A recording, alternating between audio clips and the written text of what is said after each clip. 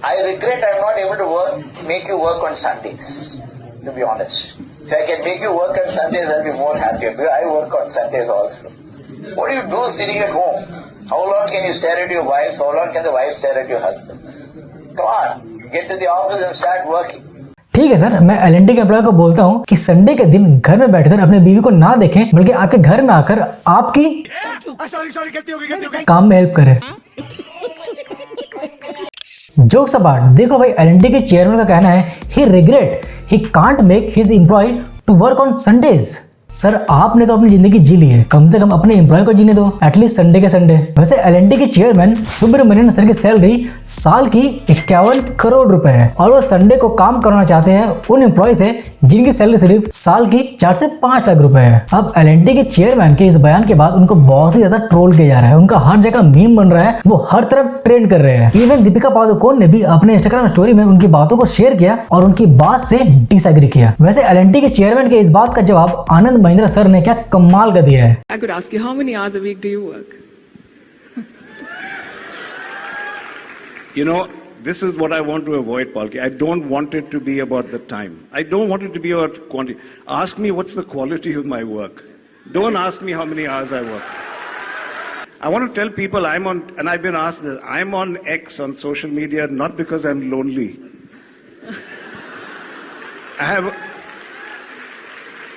My wife is wonderful. I love staring at her. I spend more time. देखो, work hour की जो बात है ना, इसके बारे में बयान सिर्फ एल&टी के चेयरमैन ने नहीं दिया है, उससे पहले भी बहुत से लोगों ने इसके बारे में बात की है। नारायण मूर्ति, इनका कहना है कि लोगों को वीक में 70 से 80 घंटा काम करना चाहिए। और हाँ, मैं आपको बता दूं कि ये इन्फोसिस के चेयरमैन है।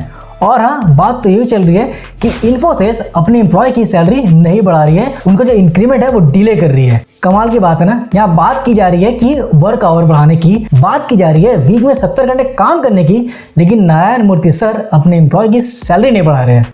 ओला के सीईओ भावेश अग्रवाल जी का कहना है कि वो भी नारायण मूर्ति सर के बातों का एग्री करते हैं। उनका कहना है कि जो वर्क लाइफ बैलेंस है ना, ये फॉरेन कल्चर है, इंडिया में उसको लागू नहीं करना चाहिए। तो भावेश भाई, आपने जो कंपनी शुरू की है वो भी फॉरेन कंपनी से इंस्पायर्ड है, और आप जो इंग्लिश से बात करते हो वो भी फॉरेन लैंग्वेज है भाई, इंडियन लैंग्वेज नहीं है। और हाँ, आपने जिस पॉडकास्ट में बैठकर ये बात तो कही है, पॉडकास्ट भी फॉरेन कल्चर है। पॉडकास्ट भी पहले इंडिया में नहीं आया था, पॉडकास्ट भी पहले फॉरेन में शुरू हुआ था, उसके बाद इंडिया में आया। तो आप ये सब काम करना बंद कर दीजिए अगर आपको लगता है कि इंडिया को वेस्टर्न कल्चर नहीं अपनाना चाहिए। वैसे भावेश जी, ओला के स्कूटर रोड में चल कम रहे हैं और चल ज्यादा रहे हैं, तो कृपया थोड़ा इन पे ध्यान दीजिए, ठीक है।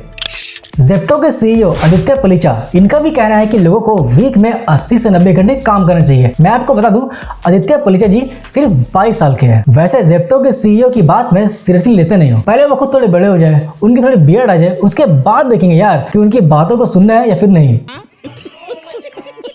फिलहाल तो जेप्टो बिजी है अपने इन्वेस्टर के पैसों पे ऐश करने में, अपनी वैल्यूएशन को बढ़ा चढ़ा के दिखा के। वैसे ये स्टार्टअप हाई वैल्यूएशन पे फंडिंग कैसे लेते हैं, इसके बारे में किसी और वीडियो में बात करेंगे विस्तार से।